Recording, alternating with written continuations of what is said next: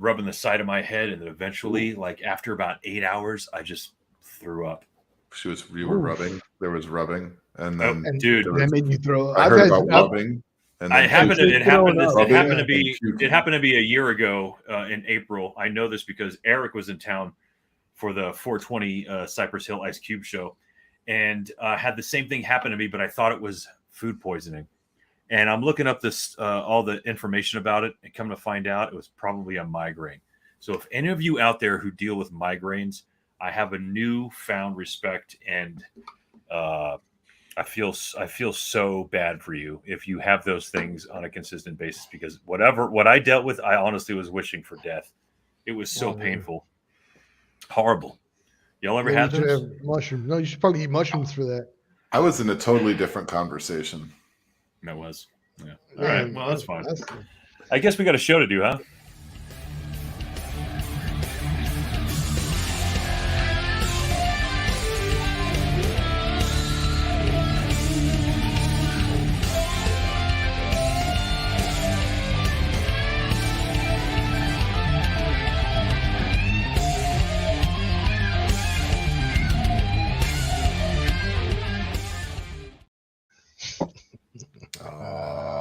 Pig Suits of Jay. Hello and cheers. Welcome to another show. We're happy you're all with us tonight. We have a great show for you this evening with all types of things and stuff. And things. I was just trying to take over Bob's job there. Please continue. No, you did the other one. I got on the wrong side all of a sudden. And you're back. I looked away for a second, and all right, hey, it's the Ken Man Show. Welcome, everybody. Hey, Tammy, how are you? I don't know what makes me think that's the driver's seat. I guess maybe because it's like maybe the American car. Is that what I'm going with? But if that was the case, then it would really be this side, right? Because of the way I don't know, whatever. Get up. I just don't like that you're both on top of me, though. It's not about who's leading the show, but the name of this episode is "You Want How Much for That Concert Ticket?" So you can probably guess what we're talking about tonight: the insanity, the largeness, the unfairness of the inflation of the concert ticket from when we was kids up until this point in our life. So yeah, Ken, man, I know you've got some things to say like I do. So roll with it, dude. What is the deal with prices of concert tickets? That's insane, man. I mean, it's always when I was a kid, but when I was a kid, we used to be able to get tickets for $5, $6, $8 to concerts. I mean, that was normal. You could actually go see concerts for that much money, and you could see good bands for that much money. And maybe they went to $10 to $12, So in doing a little bit of research, average ticket prices in the 60s were between $2.50 and $6. So that's kind of where things started. Obviously, the time frame would be today's prices. That would probably be like $20 to $25. So that kind of is average to what's happened. In the 90s, we kicked up to about $25 for tickets on average. You're getting in for the $20 plus when it was only $2.50 convenience charge from Ticketmaster. I was before we'll talk about that later. But $22.50 for a lot of tickets is what you looked at mostly, with small convenience fees and things like that. You'd get some of the big ticket items, obviously, Bruce Springsteen, Neil Diamond, Simon and Garfunkel. They're selling tickets for like a couple $100 even in the 90s. But by 2002, average ticket prices soared up to $46. So that was a pretty big jump right there. You're talking about under 10 years from 94 to 02. We saw ticket prices jump more than $20. So wow. It was over 40%, increase just within that time frame right there. And it was controlled by a few different factors, obviously. But we could get into those into a little more detail later. But there was definitely an average by genre as well that you would see. And different types of music were generating different ticket sales. And obviously that's all kind of driven by popularity at the time. So that changes over the decades. And we'll talk a little bit about that too today. I wonder how much Michael Jackson tickets were. $8. I'll tell you exactly how much Michael Jackson ticket worth because he's got one. Oh, how much Michael Jackson? The first concert I ever went to at the Orange Bowl, it was $28. Wow, $28. 84. That was expensive. That's that was already a lot, dude. That was a big ticket right there, bro. Actually, not only the Jacksons, it is it's the Jackson 5 and Michael Jackson doing his solo stuff. So it's the other Jacksons doing the old. Rock with you. That's Michael Jackson alone. Yeah, so he did all that shit, which I was a massive fan I like of. that shit. That's a good song. I want to know, and since you did that research, Ken, man, I know for a fact that if we were to take a line and draw sort of a graph, we could do the same line of popular music from the 60s and the 70s, right. The introduction of hip hop, the rise of rock and roll, and then the steep drop of rock and roll and heavy metal when grunge comes, which is the 90s through 2000, when at the end of the 90s, then 2000s come in is when that rock rap started coming in. There was a big mixture of that stuff. All that stuff is attached, and I know what you were getting at, and I think the backbone of all this is the fact that there simply is no record industry anymore. Right. All of those ticket sales were probably driven by albums that were being pushed. All these other lines of absolutely, it was money. Part of what they would do. I mean, a producer would put this together for a band. It wasn't all about just, hey, you're good, we're going to make money on an album. It's all of it, the merchandise, the live shows, all of it was. You had to make it all happen, and those live shows, when the production values were also much less back in the day. I mean, we didn't have lasers and a bunch of pyrotechnics and all of that in too many shows. There were a few even in the 80s and 90s they would do, but not like today. The production values just increased so much. But to your point on the genres, it's very true. And at that time, even in the 90s, when you had a lot of that grunge and whatnot, you also got a lot of the crossover music happened at that, or I should say fan. You know, there was a lot of people that might have been into the rap and to people that are into the rock, and then all of a sudden people are digging each other's music a little bit more, and that kind of just all kind of got together, and there was a more appreciation, I think, of just different types of music from people. That obviously is going to drive ticket sales, because all of a sudden there's so many more fans amongst the popular music. And at that time in the 90s, there was so much rock, so much hip hop, you know, that there was so much to go see. There was so much music available. There was. I don't follow enough of stuff today, but I know there's some popular folks that people are paying a lot of money for tickets. But we're seeing a huge increase, though. I think even just over the last 5 to 8 years, that has been a monster jump, even more so than what we've seen historically. I know that the price inflation, that explosion came after COVID, because everybody was dying to get out of the house and see stuff live. Right. So true. And I think a lot of the prices were sort of hiding behind like measures taken to keep everybody safe. Well, we've already kind of gotten past that, and these prices are still here. So that you can already tell right away, like folks of us who grew up in South Florida understand, after a hurricane, assholes are going to start charging you $30 for a gallon of water just because they can. And it's the same thing with concert tickets. So I've got real quick in my collection, because I've got a lot of great shows to kind of draw from. This one is a Cure ticket from 2004 at the South Florida Fairgrounds. Okay. And I want you to see the price there. Once it pops in there, sorry about that ring. It's like $59 plus $8.65, which obviously is a convenience fee, right? But this is a festival too. Probably the only festival I've ever been to, and it didn't matter. We made sure that we didn't get there until the Cure came on stage. Regardless, 3 years later, I moved to Denver, and I get the joy of seeing them at Red Rocks for $35. $35 with a $10 fee. And this is pretty much, I would say, the same tour. Obviously it wasn't a festival at that time, but the price actually went down. Now there's a massive difference here. This is a festival, and that's a pretty damn amazing good price for a festival. There's probably 6 bands. We missed 5 of them because it didn't matter to us. But this one was just the Cure at Red Rocks, which is a pretty freaking big deal. But the venue, it only holds about 9,000 people. And what was that first one? The first year, what year was that one? 3 years before, in 2004, at the Sound Advice Amphitheater. Gotcha. I mean, that just goes to show the jump in some of these things. I remember one of my first memories of a big concert. Hold on. 1 second, real quick. The end of that line is that, fast forwarding to about 3 months ago, when Cure tickets went on sale for the Shows of a Lost World, which is probably their last tour ever. The biggest, the most expensive ticket you will get face value, I think, was about $130. So that's a massive jump just from that. So that let's just say that just to see The Cure, which we did in Red Rocks 2007, that was about $45 with the convenience fee.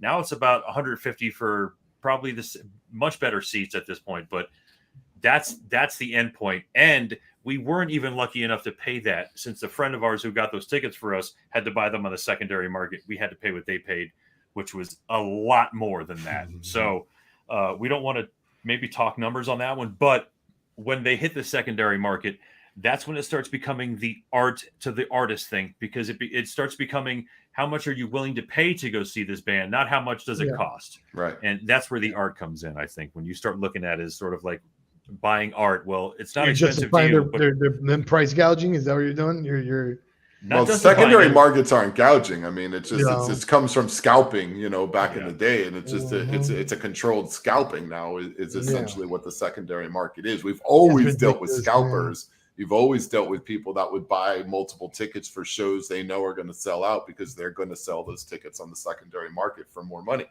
My point before was that in 1988, I saw Monsters of Rock in the Orange Bowl, and just think about for this show, this was Metallica, this was Van Halen, Dawkins, Scorpions. I mean, the lineup was ridiculous. And wait, what year? This was 1988.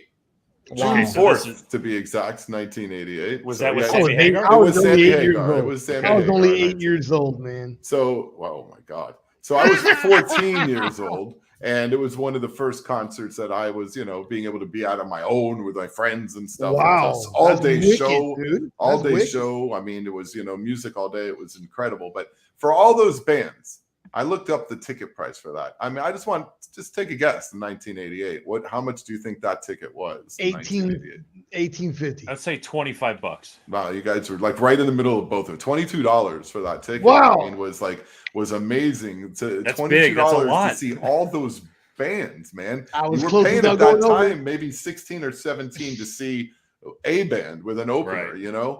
So they put 75,000 in that stadium. Right. Yeah, I was gonna say, if you were gonna see Metallica, they weren't gonna just go to the stadium to see Metallica. Right. They were gonna play maybe something like James L, or I don't know, maybe Mark Light or something that they can wet their whistle with, but they're not gonna sell out a big stadium.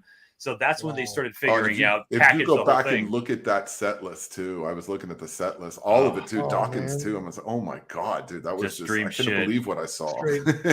I don't remember killer, no 14, filler.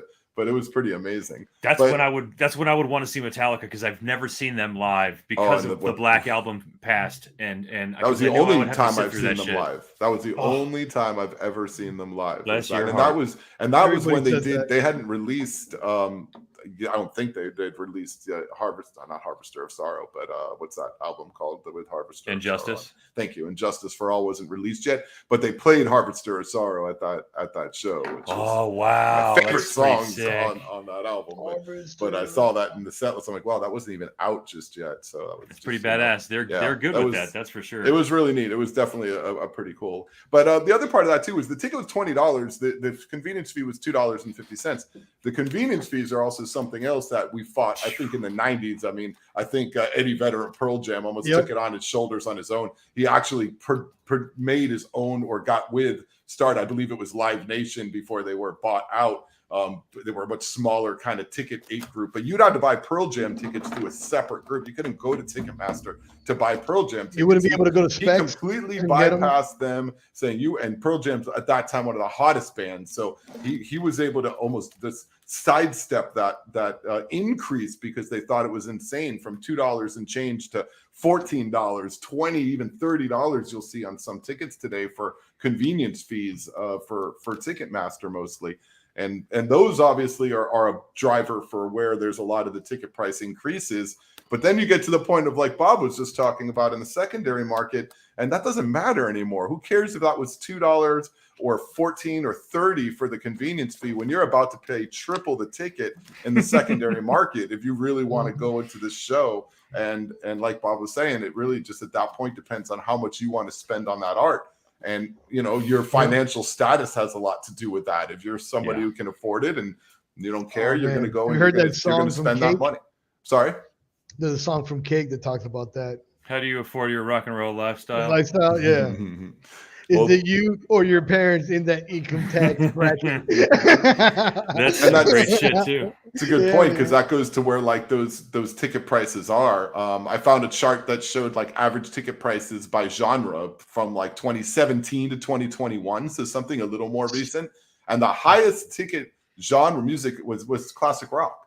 So I mean that says something right there because classic rock is like you've got the older crowd, guys. You've got the people that have the money, right? and they'll spend the money to go and see these bands that still got the t-shirt, dude. Right, yeah, right. We're playing yacht rock on the way in, baby. It's some skin, man. I mean, this is so classic rock was about $120 on average per ticket. And the next closest one was almost $20 cheaper. It was pop music at $100. And then Latin music, rock music, hip hop, R&B, all the way down to Christian for about $39 a ticket. I guarantee they're lumping in hard rock and heavy metal within classic rock for sure. I guarantee. No, they have a rock category. Oh, do they? Actually specify that's for like more of that rock. Classic rock is like it's like they have a punk one. They have a punk. They have a punk section. 70s. I don't know. Yeah, not anymore. Not anymore, but I mean, well, no, actually, with these, yeah. Well, you're right. Fucking A, man. God, yeah. We're old as hell. So yeah, anything before 1999, I don't know. The clock changes to 2000 and the music gets worse. But I mean, still, it's that's for sure. It's still, there's still stuff to go see. I guess I'm a part of that. I mean, if there's a band I want to see, I'm gonna go see them. I don't really, I do care. I don't like to spend ridiculous amount of money. So I think I've gotten better about trying to just see when tickets are on sale and getting in there to try to at least buy tickets at, I'm glad we saw Joe Cocker before he went. Okay. He was opening for somebody, I believe, but okay. Yeah, he was. He was good. That's good. You saw him before he died, so good. Joe's what? But I mean, like for Sting in particular was someone that I've recently bought tickets for, and he's doing this cool show that I really wanted to see, and I knew it was going to be expensive, so I went in right away to get the $125 ticket, which is by far the cheapest ticket, way up in the way highs. Wow! I don't care because the next ticket is $300 and something, maybe 20 rows in front of me. And I'm not paying that much more to be in the same building. But you might get a sweat bead on them. No, then you're paying $1,500 to $1,800 if you want sweat beads, and I'm not paying anybody that. I heard you're gonna be like doing Kama Sutra on stage. Oh, when do you get funny? Oh boy, dead air. I was hoping it would fill with laughter or something. Dead air. I laughed. All right, that's good. All right, so here we go. I've got another one right here. Another one that I want to very much pop out, especially since we saw Jay again at the beginning. It always brings me to a very specific band. The band I have seen the most. Slayer. Oh, it's one of the S's. Slayer. So one of the S's. One of those two. I thought it was Slipknot. One of the SL bands. So yeah, Slayer is one of the bands I've seen the most. I've seen them 14 times, and all of them were with Jay. And I have a ticket stub right here from the first time we saw them, which was a Cameo Theater. Come on, you can get in there. Is it too right? There we go. $20 flat. 1991. $20. $2.75 convenience fee. Pretty cheap. It said prices and all tax included, but whatever. We'll see with this. So let's go 20. Let's call it 23. Here we go for the very, very last show in Denver. The final campaign. Bottom right here. $100. $99.50. No. $99.50 for definitely the last time you will see them, because they don't strike me as the band that will be like, all right, we're coming out back. of retirement, right? Yeah, like and from some craziness, I hear Tom Araya is actually a devout practicing Christian, and which is interesting considering his music, but awesome. Yeah, but yeah, he also I think it's also another way for them to separate all that. But however, the real big issue, I think, honestly, that because we were talking about the secondary market and what we would call scalpers, which is obviously not the greatest term to use. We'll call them price elevators. But those folks, the very most, when you went to a concert, first of all, you have to be in person to have that interaction happen to you. It wasn't very often where you would just be at a mall and some dude's like, hey, I got Van Halen for $20 more than you really should spend Like, it doesn't work that way. Dude, I saw Fast Times. That's how it works. Where you go to a concert and then someone's just yelling out tickets. We got tickets. And then basically you're paying $20 for a $15 or a $10 ticket.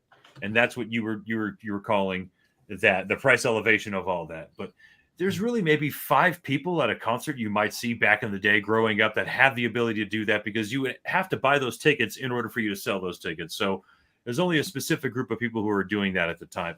The really big issue came when we started giving the public the power to not only purchase these tickets as fast as possible, and eventually corporations and credit card companies being able to do it in mass. But when we started giving people the ability to buy these tickets and then resell them at a higher value on the same website they bought them from, that's really when shit started getting really bad. Right. Because you weren't going elbow to elbow for people who were Slayer fans or The Cure fans or Van Halen fans. You weren't battling those people for tickets, because those people probably had a little level of like decency about them, like we all do in the music and fans. We all usually pretty cool with each other. We're battling assholes who are just throwing credit cards at seats as fast as they can, because they know they're going to throw it up on StubHub and get a massive amount of money and give StubHub a massive amount of money. So an example is a $220 inflated ticket on StubHub for The Cure for the concert we went to is going to net you an extra $85 in service charges. So if you were to spend $220 a ticket for 2 of them, you're getting $400 you're paying, and then you're paying $160 on top of that for their convenience charges and fees. On top of that, you do not know what seat you are sitting in, the number of the seat. You'll know the section and you'll know the row, but you will never know the seat you are sitting in until 24 hours before that concert from StubHub. Right. Wow. It's a fucking crazy situation. It all has to do with advertising and whatever the case may be. But that's really when it all started going bad, because when it was hard enough to stand in a long line at Eckerd Drugs, or when we were doing it old school, we had to stand in line for a Ticketmaster. You had to battle all the fans. You're battling all the fans, but now you're not battling fans. You're battling opportunists and people that are assholes, and credit card companies that can go in there that have bots that are able to get in line and select the seats that you will really want and are able to resell it. Right. Like American Express has a little extra section that they have their own little people have their own seats. That's a little different because they have deals to be able to have tickets already ready for them to resell on the regular market. That doesn't have anything to do with the secondary market. American Express isn't taking advantage of that. Let's not forget that the bands are actually in on some of this too. So of course, I mean, let's not fool ourselves. There's no reason the bands wouldn't be in on this, because they would be the one approving this for it to happen. And why would they not approve more money? There's no stream of revenue from compact discs. There's no stream of revenue from anything other than their tour merchandise. Well, Apple pays not paying a compact disc. Exactly. People don't know. I have between your legs. But the real situation is that their only stream of revenue is merchandise and live shows. So that is why the rest of that money is being tacked on. Before they weren't willing to do that. They weren't willing to gouge us. But now bands are okay with it, because who is really out there besides like the Taylor Swifts of the world that are commanding thousands of dollars face value? And Beyonce, man, have you seen those prices, man?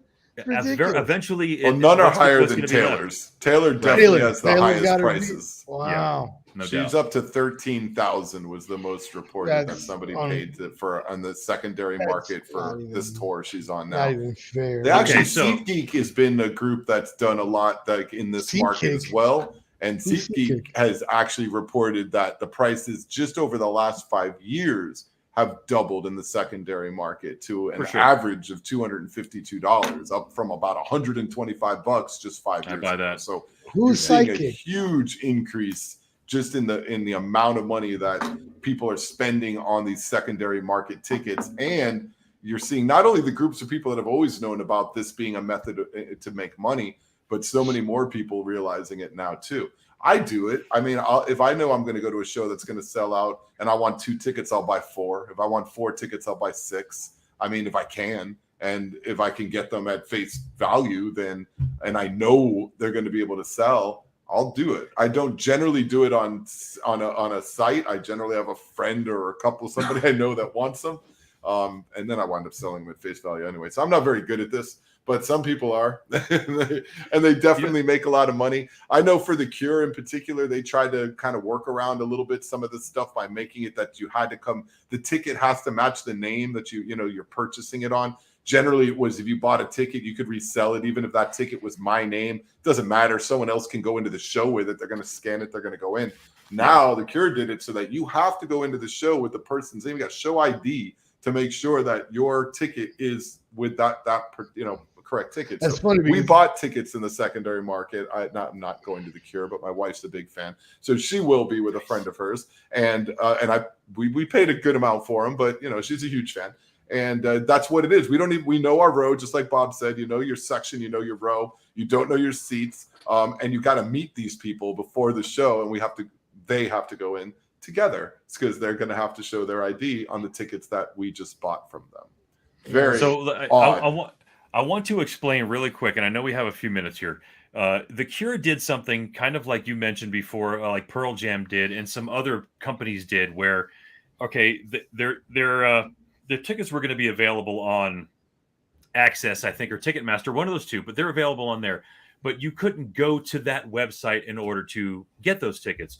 You had to send an email to the Cure and get on their email list. And if your email was chosen, you would get an email sent to you the day if the tickets were available for the link that you could go to purchase these tickets. Now, they had amazingly good prices. And like I said, the $100 and $130 were probably the first 5 rows, which at Fiddler's Green out here is amazing.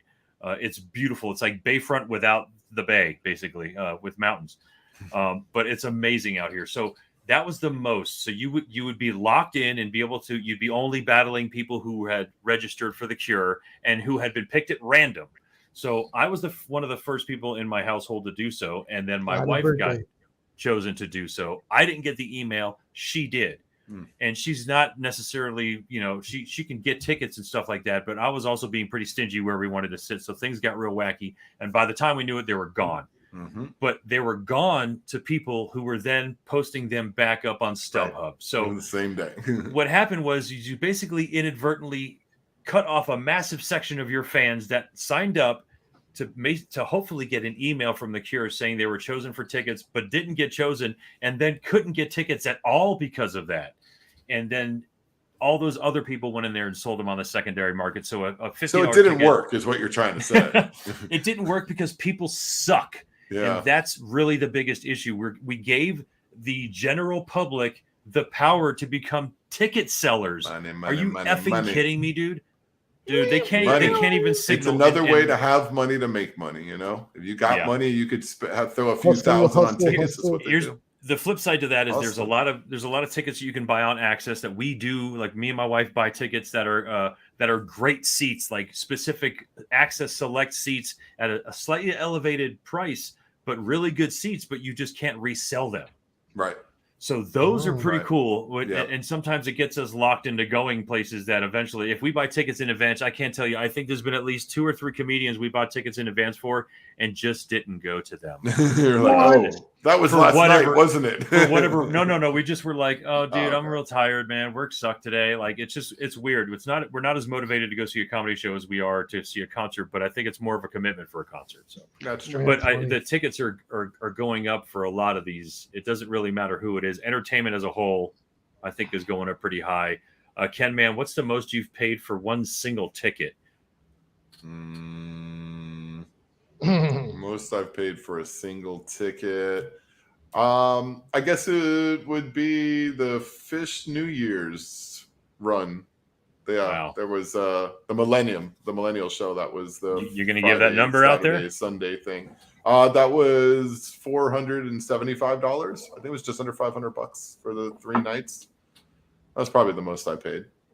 Okay, I've paid $320 for one ticket to the Misfits reunion with Dave Lombardo playing drums a few years back, which I was dying for to happen in my lifetime, to have Danzig come back with Jerry and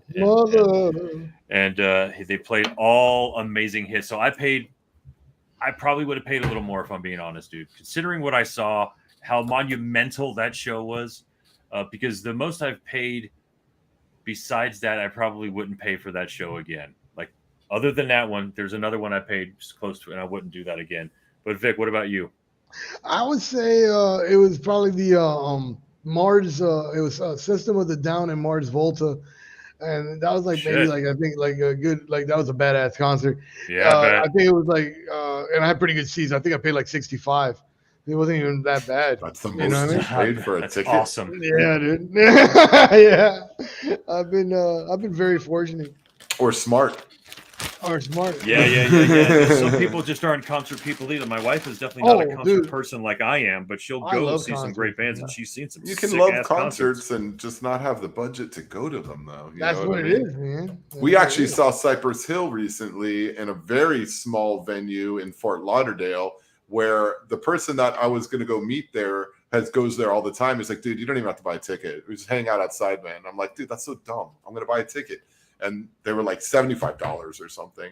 And he's like, trust me, just don't buy a ticket. They're available still. You can buy them when you get there. So I get there, and man, he's right. This area was just like, it felt like you're standing right there. You could see the band even. You have to pay to go in. Awesome. It sounded incredible. It was we just hung out at a bar, like literally across the circle. You could hear everything, and it was amazing. By the way, Cypress was fantastic. That was a few months back. They were unbelievable. It played all the old stuff. It was incredible. They sounded so good. So the way they suggest seeing Cypress if you get an opportunity. The way they incorporate Eric Bobo into all the shit, playing drums live with them, is so good.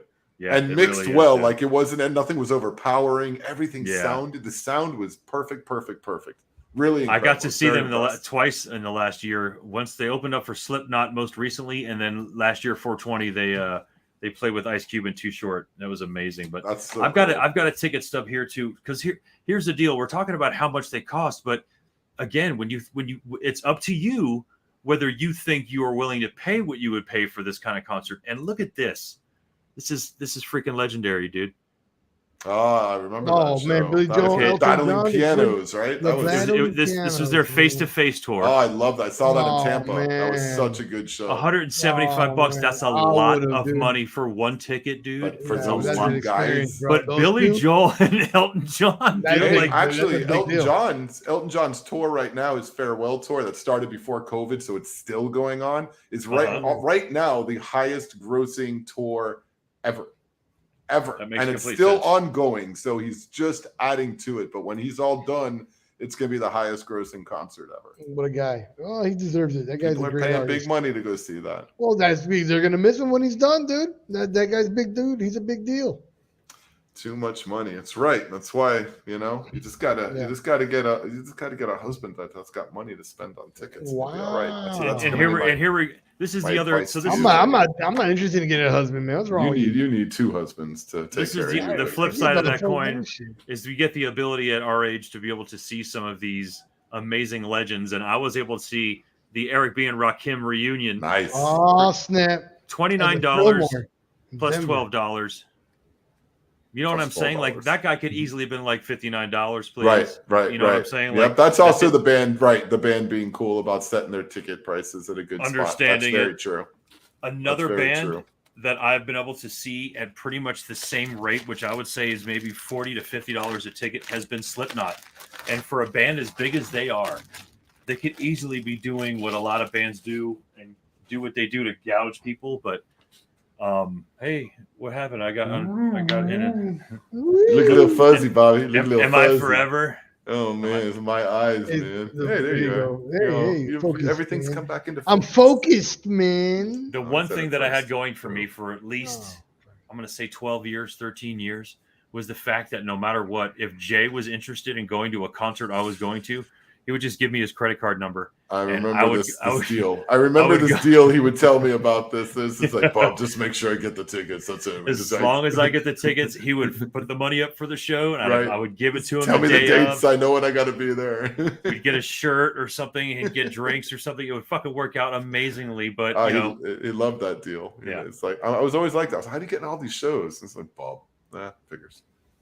he didn't want to have anything to do with it. He does like, I don't know how to do anything. I'm like, thank you for driving a semi truck and telling me that. That's great. It's not and what thank I you for hear. letting me drive the show today as well. This has been very, very cool. I've enjoyed my experience here in the driver's seat for the entire show, not just for one portion. Here we are, 35 minutes and coming to the end of another fantastic episode. Beautiful segue, guys. I don't know. I know that we're most of us, especially in our Gen X age group, are willing to pay whatever the hell we want to pay, but we're still going to bitch about it because it's ridiculous. Because we were alive during a time when we probably saw that band for 3/4 the price of that ticket. So and they sounded better. They might have sounded better, and they moved around a lot more. The awesome thing is they that move around more. They might move around more, but they also have the ability to sound as good as they used to because of the way sound equipment is now compared to that's a different show, right? We got another show for that one. Yeah. How do those old folks sound so good? But yes, folks, thank you as always for coming and hanging out. This is already episode 6. I can't believe it, man. This is crazy. Man. Thank you for all you folks, especially a Built Different group, for coming and hanging out and watching, and you folks over at the YouTube version of the Casually Serious podcast. Thank you for doing that. Come join. Subscribe. Come on. Subscribe. Thanks. Do it, guys. Just do it. Do it now. Do it now. Right.